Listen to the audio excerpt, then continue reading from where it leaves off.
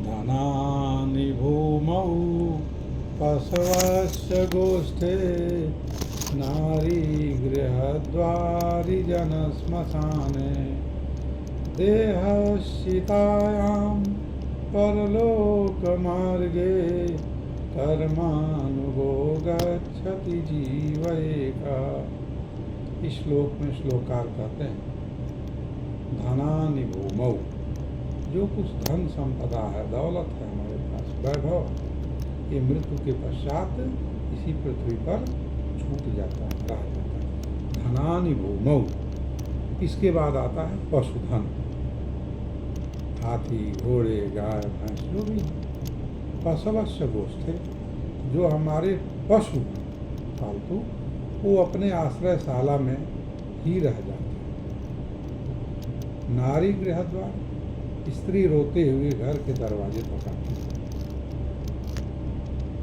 जनश्मशाने, और जो लोग हैं इष्ट मित्र रिश्तेदार, वो कहाँ तक जाते हैं? श्मशान घाट तक जाते हैं। जनश्मशाने देहश्चितायां, और ये सुंदर शरीर जिसको हम अच्छा सुंदर बनाने के लिए क्या क्या कर्म करते हैं, ये शरीर भी चितायाम, चिता तक ही साथ लेते हैं। परलोक मार्गे, जब परलोक की यात्रा आत्मा करती है तो क्या उसके साथ जाता है? कर्मानुगो गच्छति जीव एकः, अकेला जीव अपने कर्मों को लेके परलोक की यात्रा में जाता है।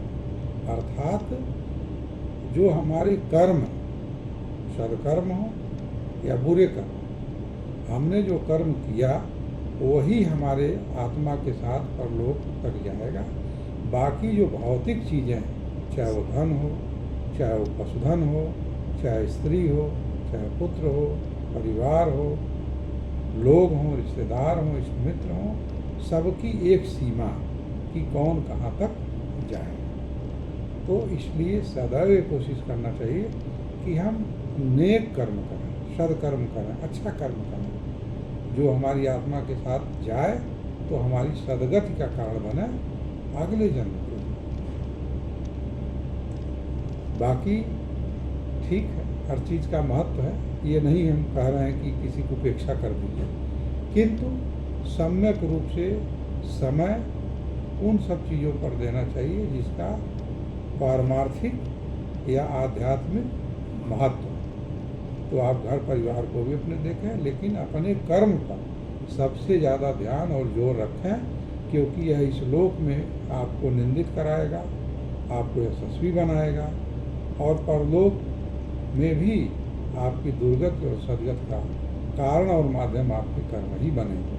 इसलिए जो कर्म का विधान है, कर्मण्येवाधिकारस्ते मा फलेषु कदाचन मा कर्मफल हेतुर्भुर्माते संगोत्सव कर्मणि, गीता में भगवान ने अर्जुन से कहा कि भगवान को समर्पित करके अनासक्त भाव से कर्म करिए, आप फल के चिंता में न रहिए, उस पर आपका कोई अधिकार नहीं, आपका अधिकार केवल कर्म करने का है। मानस में भी कहा गया, कर्म प्रधान विश्व करी राखा, जो जस करई सो तत्फल चाखा, करई जो कर्म पाव फल सोई, निगम नीति अस कह सकते। कर्म की प्रधानता संसार में, कर्म का फल अटल है, जैसा जो करता है उसको वैसा ही फल प्राप्त होता है। इसलिए कर्म करने में सदैव जागरूक रहना चाहिए, चेतन रहना चाहिए कि मुझसे किसी की कोई पीड़ा ना हो, किसी को मैं दुख न दूँ, किसी को तकलीफ न दूँ, किसी के साथ कोई छल न करूँ, मेरे जो भी कर्म हो बहुत ही सुंदर और अच्छे हों, इस जीवन में हमको यशस्वी बनाएं और अगले जीवन में हम सदगत को प्राप्त करें। धन्यवाद।